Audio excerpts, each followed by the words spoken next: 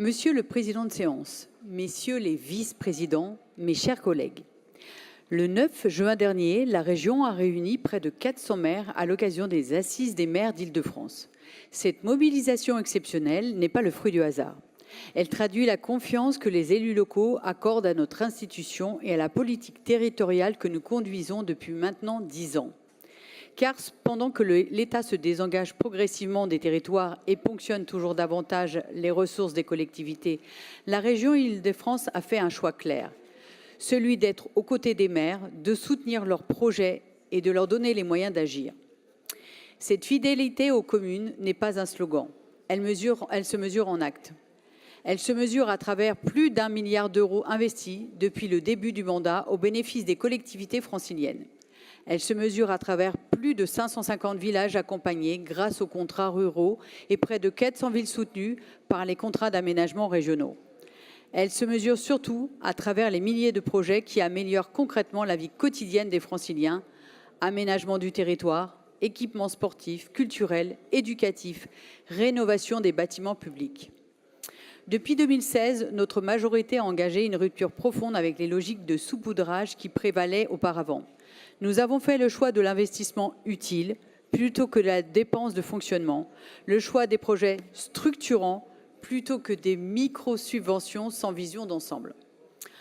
En tant que maire d'une commune rurale de l'unité urbaine de Paris, je mesure chaque jour l'importance de cet engagement régional. Je sais ce que représentent ces contrats pour des communes qui disposent de moyens limités mais qui portent des projets ambitieux pour leurs habitants. C'est cette même philosophie qui guide aujourd'hui la réforme de notre politique contractuelle. Alors, Madame la Présidente, par l'intermédiaire de Monsieur le Président de séance, nous accueillons avec enthousiasme cette nouvelle génération de contrats, plus lisibles, plus simples, plus réactifs, davantage centrés sur les projets. Ils répondent à une demande forte des élus locaux. Cette réforme n'est pas une simple évolution administrative, elle est l'affirmation d'une vision politique, celle d'une région stratège qui fixe un cap, accompagne les territoires et construit avec les élus locaux d'Île-de-France de demain, avec des objectifs que nous sommes fixés dans le SDRIF-E.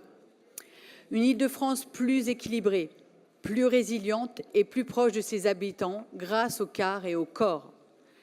Une Île-de-France où la transition écologique se construit avec les communes grâce aux nouveaux contrats vert et bleu et aux contrats énergie. Une Île-de-France où la sécurité demeure une priorité et où la région continue d'assumer pleinement son rôle aux côtés des maires, avec le contrat sécurité, malgré les attaques d'une infime mais bruyante partie des élus minoritaires de cet hémicycle. Certains s'interrogent sur le regroupement de plusieurs dispositifs au sein de contrats uniques. Nous leur répondons que la simplification n'est pas un recul, mais un progrès. Ce que demandent les maires, ce ne sont pas davantage de guichets ou davantage de formulaires. Ce qu'ils demandent, et en particulier ceux de communes non dotées de services compétents ni de moyens financiers, c'est de la clarté, de la lisibilité et de l'efficacité. D'autres évoquent la durée de 3 ans de ces contrats. Là encore, ce choix répond à un impératif de visibilité et de stabilité. Car gouverner, c'est aussi permettre aux collectivités de planifier leurs investissements dans la durée. Et nous savons que les services de la région sont en appui des maires.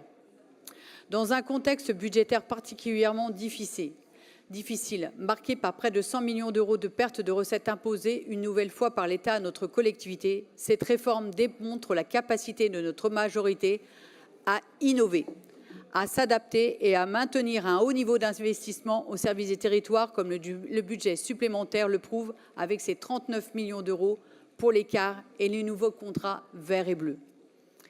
La région Île-de-France demeure le partenaire privilégié des maires. Elle demeure la collectivité qui investit, qui construit et prépare l'avenir.